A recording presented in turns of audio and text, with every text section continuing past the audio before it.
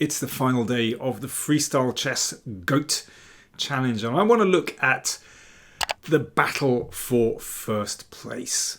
Magnus Carlsen against Fabiano Caruana. Their first classical game was drawn. This is the second classical game, so Magnus playing white. Let's have a quick look at that baseline. So this is a pretty messed up position. We've got the queens in the corner.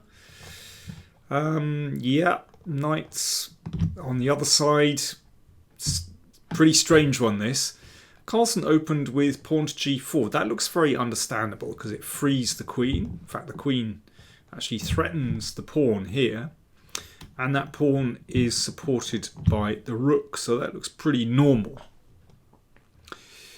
c6 from Caruana. Was that move superfluous?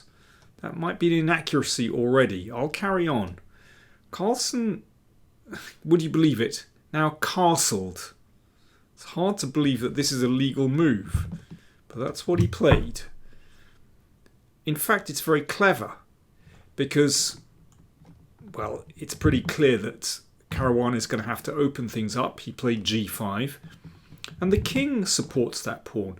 So you can see Caruana, in playing like this, actually he's wasted a move, and it's not clear that the pawn is very well placed on c6 because it blocks the knight, potentially blocks that bishop coming out as well. h4 from Carlsen after 10 minutes thought. So he's already taking the initiative. You know, he's getting in the pawn breaks. So Caruana certainly doesn't want to play like that, which damages the pawns. So h6. But you can see already that Carlsen has the initiative. You know, he's first to get castled, to bring his rook into the middle. That supports this pawn. And actually Caruana is lagging behind with the king. e4. So, yeah, Carlsen is the first to break in the centre. It looks strong. So Caruana castles now. So this pawn is supported by the rook. Knight b3. Looking at the outpost here. Knight c7. Well, you can see because of the pawn has come here, that black is just a little bit, he's a little bit passive compared to white. Knight c3. Yeah, I mean, that looks like a beautiful square for the knight. You can see that pawn blocks the knight and the bishop as well. So black is a bit cramped already. e6. Well, perhaps this knight wants to come into the game here, so this pawn needs protection. But it's quite clear that Carlsen is doing very nicely out of the opening. You know, white's pieces are just kind of straightened out. f4. Well, typical Carlsen, you know, he wants to press forward as quickly as possible. He doesn't hesitate. Knight d7. So the knight comes into play, but black is so cramped here. But this is a big moment in the game. So Carlsen has these very impressive pawns in a row. But what do you do next? Do you press forward? What happens? I'll let you have a think about this while I have a little slurp of my afternoon tea. Cheers, folks. So what should white play next? What do you do with those lovely pawns? I'm sure that Carlsen wanted to press forward with e5, but then c5 starts to undermine the centre. I thought this was a surprising decision. He took on d5. Now, if e takes d5, then bishop d3 looks really nice for white. So c takes d5. And then he took on g5 and played h5. I found that really surprising. But there was a very clear strategy behind these exchanges. He said that, first of all, he wanted to weaken black's king. And it is a bit weaker than white's. You can see that white still has 4 pawns here. Very nice. White's king very secure. Whereas for black, it's now a little bit exposed. There's no pawn there. Yes, there's a knight there, but no pawn on the c-file. And you feel it wants to to head, to the side where it gets a little bit more protection. But also he thought that the queen is miles away from the king, so in that sense it's a bit weaker. White has more space, so it's easier for white to travel across the board. But also this pawn could act as a decoy as well. So it's interesting that Carlsen is actually thinking about black's king here. Did it work out? Let's have a look. Knight b6. Well, that looks like it's heading for a decent square. Bishop d3. Now, perhaps this is some kind of threat to push the pawn. So Caruana blockaded. And that protects the g-pawn. Rook f1. Yeah. It's nice to try to tie black to the defense of these pawns. So rook f8. Queen g1. Okay, just a little shuffle over. Bishop c6 from black. And I really like this next maneuver. Bishop e1. So that bishop is heading for a wonderful diagonal, striking down towards black's king. Therefore, bishop d6 and bishop g3. So these bishops are going to have to be exchanged. But after that exchange, you can see that these squares here are really much weaker.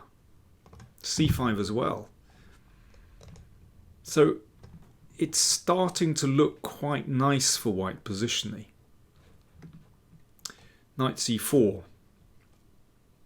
Nevertheless, Carlsen seemed a little bit perturbed when this knight hit the outpost on c4, and he spent over 13 minutes thinking about this move, this next move, and he simply played rook e1. That was not the best move. He could have exchanged here, and that knight starts to look at that very sensitive d6 square supported by the queen. Now he'd seen this and was analysing something or other, but he'd overlooked knight e2. He said afterwards, damn backwards moves. Yeah, it's a really strong move. After this, watch what happens. Knight c4. And this would justify Carlsen's strategy of exchanging pawns totally. You can see the king is weak. There's potential to come in on d6. The queen is miles away from defending the king. This is a really nice position for white. So that would have been the clearest. But Carlsen played instead rook e1. Okay, it's a very sensible move. The knight bounced back. So it might be looking here. Knight c5. And f5. So Caruana is really going for it. But of course, this has consequences because the e-pawn is now weaker. But if you play, for example, I wanted to look at b6. Seems natural to chase this knight away. But watch what happens after this. Okay, some exchanges. Okay, knight b5 exchanges the knights. In fact, this gives white a massive advantage. And it's the same problem as before. The queen is way offside.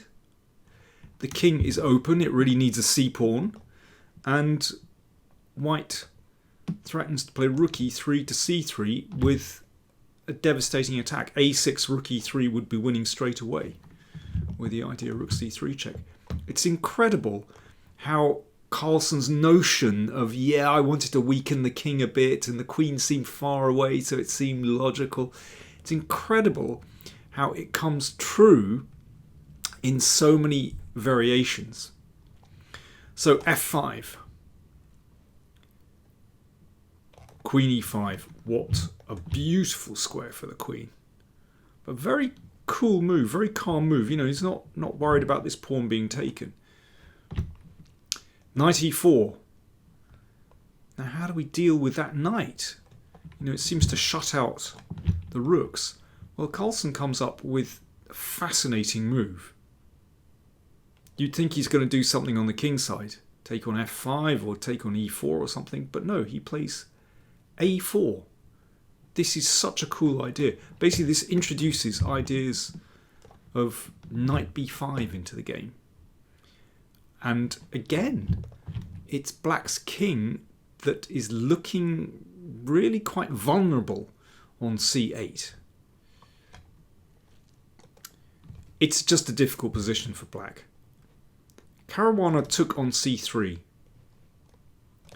which you kind of understand because it does damage white's pawns. I mean, I think that's why a4 is an incredible move, because how many of us would think that it's okay to have your pawns damaged like this? In fact, it's very good for white because black's pieces are so poorly placed.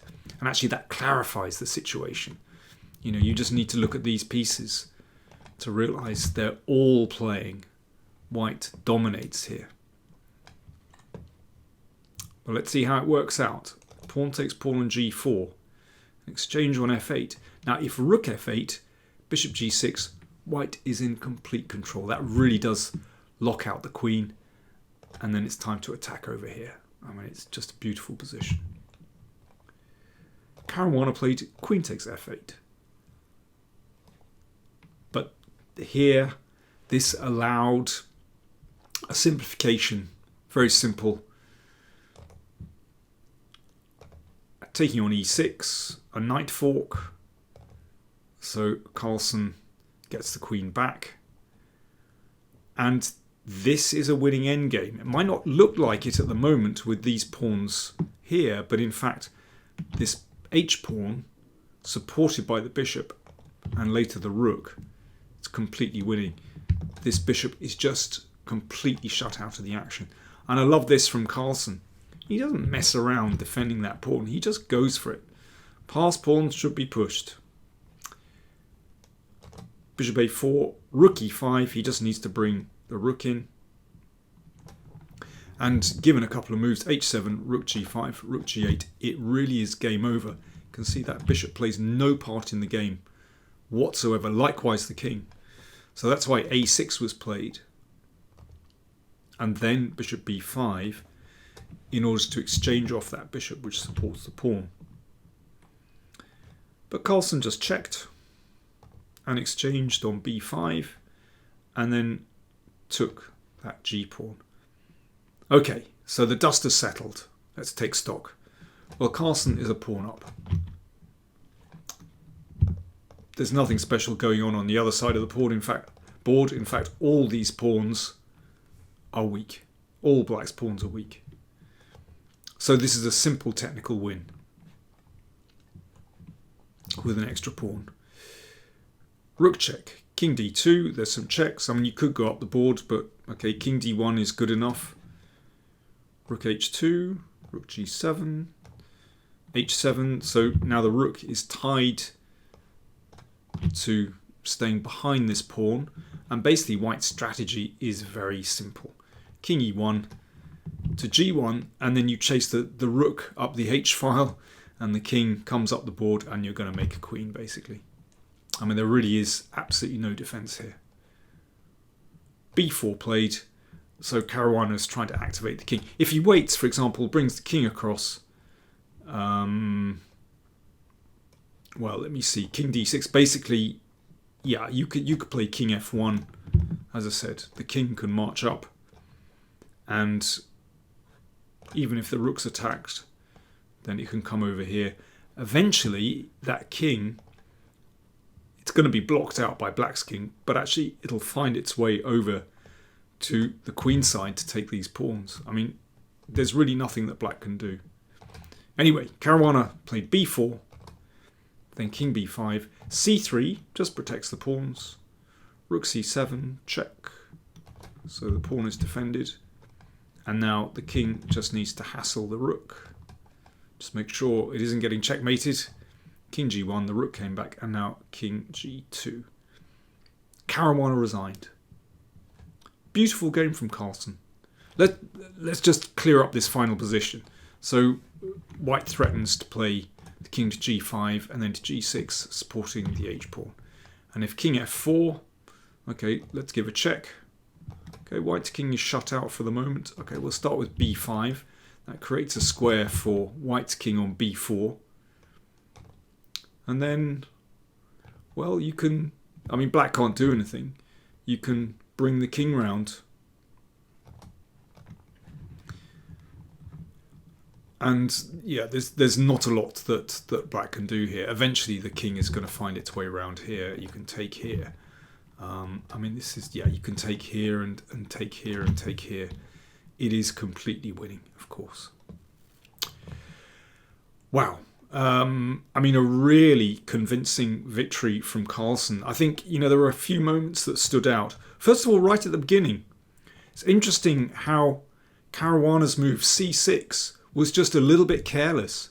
He should have castled, and you know, it's still absolutely fine. But c6 just wasted a little bit of time, which Carlsen seized on, and you know, after a few moves, basically had a space advantage. So he was the first to strike in the center. But then this was an amazing decision, that he started this strategy of weakening the king and pushing the h-pawn, and it worked like a dream. Black's king was weak in so many different variations, and that h-pawn, well, as we saw, proved to be a winner at the end of the game. But thought, again, this was a remarkable decision. a4, fantastic judgment from Carlsen. So he remained true to his strategy of playing against Black's king, and it worked like an absolute dream. And Caruana did not put up the best defense. I mean, I think this is just a really difficult position. But once they got here, then this endgame was, yeah, the famed matter of technique, and Carlsen's technique is perfect. I think we can say that. So there we go. Magnus Carlsen is the winner of the Freestyle Chess GOAT Challenge held at the Weissenhaus. It did look like a fantastic event. If you saw any of the live streams, and indeed the founder, the sponsor of, or one of the sponsors of the event, would like to try and promote this and the whole freestyle chess or Fischer random chess, and it looks like there are going to be more of these tournaments, which I think is really great because it has been a success. As Carlsen said after the game, that, you know, none of the games drifted towards a draw. You know, you do get that in normal classical chess, but you felt as though, you know, anything can happen in these games, which just makes spectating very, very interesting. And, you know, the players had to think from the very start. So, in fact, Carlsen said that, you know, he needed more energy than normal in playing these games to normal classical chess, which I thought was very interesting. But the players themselves seemed to like the whole setup very much and enjoyed, well, as Alireza Firuzjar said, you know, you put your energy not into the preparation, but you put all your energy actually into the game itself. And that was very refreshing. Thanks very much for watching. If you've enjoyed my coverage, then listen, you can see the donate button there on PayPal. So you'll find that in the video description. Yeah. Buy us a cup of coffee if you enjoyed it, or more if you like. And yeah, just a final word, my Chessable courses are on sale for another couple of days. Don't miss it. You'd be mad to miss it. Thanks for watching.